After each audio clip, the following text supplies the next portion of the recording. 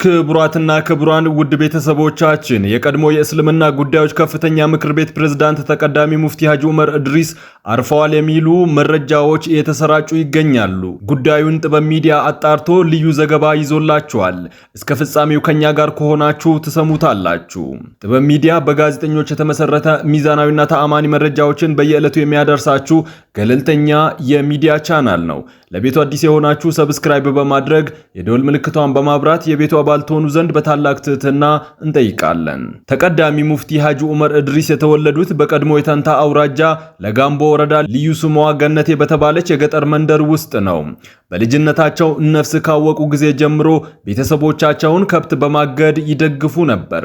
ትንሽ ጠና እንዳሉ አባታቸው የሃይማኖታዊ ትምህርት እንዲያስተምሯቸው ቢጠይቁም አባታቸው ለማስተማር ፈቃደኛ አልነበሩም። በዚህ ምክንያት ከቤት ጠፍተው በቅርብ ርቀት ወደሚገኙ የአካባቢው ሼህ በማቅናት ቅርአት ወይም ሃይማኖታዊ ትምህርት መማር ጀምረዋል። ሐጂ ዑመር የቁርአን ትምህርት ለማጠናቀቅ 2 ዓመት ጊዜ እንደፈጀባቸው በህይወት ታሪካቸው ተሰድሮ ይገኛል። በመቀጠልም አባታቸው ማሽላቸውን ወፎች በልተው ስላስቸገሯቸው አባት ታሟል ድረስ የሚል መልእክት የላኩባቸው ሲሆን ሐጂ እድሪስ አባቴ የፈለገኝ ለከስብ ነው አልታመመም የሚል መከራከሪያ ያቀርባሉ። የወሎ አማርኛ ብዙ ቃላቶቹ ከአረብኛ ጋር የተዋሃደ ነው። ከስብ ሲሉ ስራ ማለታቸው ነው። መልእክተኛውም አባት ተዳክሟል በኋላ ይቆጭሃል ሲላቸው አላስችል ብሏቸው በዚህ ጊዜም አባታቸው አታለው ማሽላ ጠባቂ እንዳደረጓቸው ይነገራል። ሸሁ የገበሬ ልጅ እንደመሆናቸው ከእርሻ እስከ ንግድ በመስራት ወላጆቻቸውን አግዘዋል።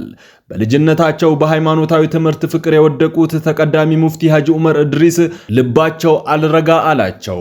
በውስጣቸው ያደረው የእውቀት ጥማት አላስቆም አላስቀምጥ አላቸው። እንደው አቅበዘበዛቸው። የቁርአን ትምህርታቸውን እንዳጠናቀቁ ቀን ቀን እየሰሩና እየነገዱ ማታ ማታ ፍቂህ በመባል የሚታወቀውን ሃይማኖታዊ የትምህርት ክፍል ተምረው አጠናቀዋል። ፍቂህ ማለት መሰረታዊ እስላማዊ አኗኗርን የሚያስተምር ነው። አንድ ሙስሊም የሆነ ግለሰብ በዚህች ዓለም ሲመላለስ አኗኗሩ እንዴት መሆን እንዳለበት አስተማሪ ነው። ሐጂ ዑመር ይህንን የትምህርት ክፍል ጨርሰው የተማሩት በትውልድ ቀያቸው በነበሩ ሼሆቻቸው ነው። የእውቀት ጥማቱን ለመቁረጥ ከሀገር ወደ ሀገር የሚንከራተተውን ወጣት እቤት ለማቆየት ቤተሰቦቹ አንድ መላ ዘየዱ። አንዲት ቆነጃጅት ኮረዳ መዳር። ለብዙዎች ይህች ወጥመድ ውጤታማ ዘዴ ልትሆን ትችላለች።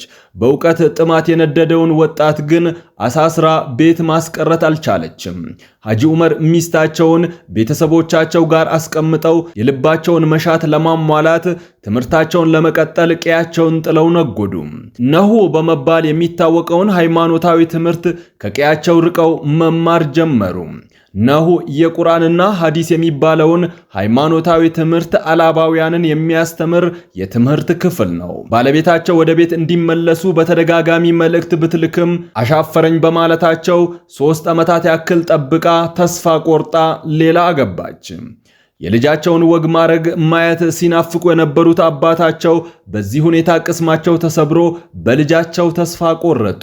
ስለ ልጃቸው ለሚጠይቃቸው ሁሉ ዑመር እኮ ሞተዋል፣ የሞተ ሰው አታውቁም፣ ትዳሩን ፈቶ ንብረቱን ጥሎ በረሃብ እየተጠበሰ በሰው ሀገር ይንከራተታል እያሉ ይናገሩ ነበር። ሰፊ የትምህርት ክፍሎች ያሉትን የነሁ ትምህርት ለመጨረስ ከ6 ዓመት በላይ እንደፈጀባቸው ይነገራል።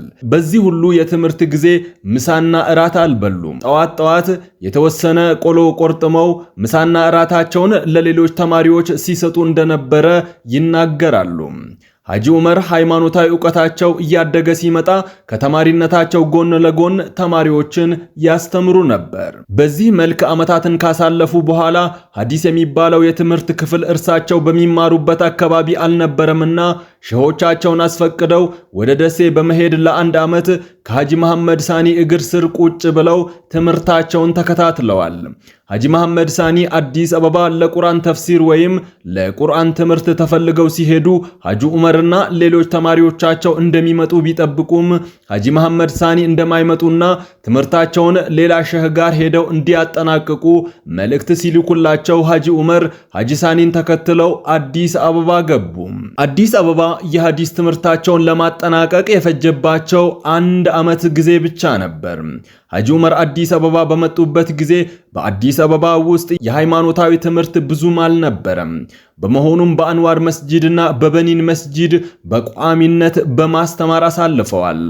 አዲስ አበባ በሁለቱ መስጂዶች ለ6 ዓመታት ያክል ካስተማሩ በኋላ የቀያቸው ልጆች ወደ ትውልድ ሀገራቸው ለመውሰድ ይወተውቷቸው ነበር። ሐጂ ዑመር ወደ ቀያቸው ለመመለስ ፍላጎት በፍጹም አልነበራቸውም።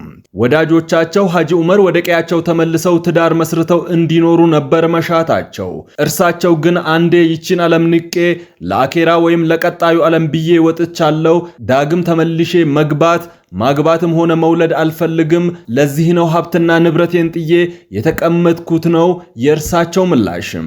እጅግ በጣም የሚቀርቡት አብሮ አደጋቸው አንዲት የሸህ ልጅን አጨላቸውና ሀገራቸው ሄደው እንዲያገቡ ደብዳቤ እንደላከላቸው የሚናገሩት ሐጂ ዑመር ትዳሩን ይሁን ብለው ቢቀበሉም ቀያቸው ላይ መቆየት እንዳልፈለጉና ሚስታቸውን ይዘው አዲስ አበባ እንደተመለሱ ይናገራሉ።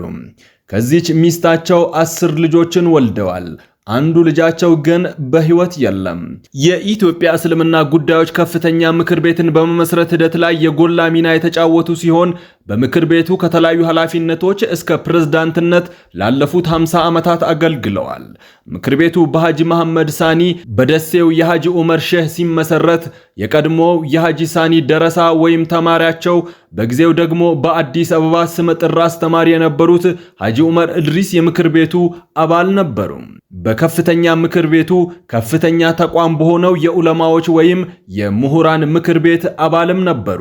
ቀጥሎም በዑለማዎች ምክር ቤት ምክትል ሰብሳቢ ሆነው ያገለገሉ ሲሆን ይህን ምክር ቤት በዋና ሰብሳቢነት ለ20 ዓመታት መርተውታል።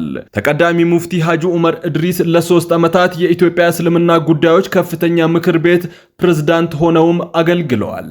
በዚህ የፕሬዝዳንትነት ጊዜያቸው በተለያዩ አስተምሮ ልዩነቶች ምክንያት ተከፋፍሎ እርስ በርሱ ግጭት ውስጥ የሚገኘውን ህዝበ ሙስሊም ለማቀራረብ ብዙ ጥረት ያደረጉ ሲሆን በሚሊኒየም አዳራሽ የተሰናዳው የአንድነት መድረክ ተጠቃሽ ነው። ሐጂ ዑመር እድሪስ ሙስሊሙ ህዝብ በጥቃቅን ልዩነቶች ምክንያት ከሚነታረክ በጥቃቅን ልዩነቶች ትኩረት ከሚያደርግ ዘርፈ ብዙ የሆኑ አንድ በሚያደርጉት ጉዳዮች እንዲያተኩር መድረኮችን ባገኙ ጊዜ ሁሉ ሲማጸኑ ቆይተዋል።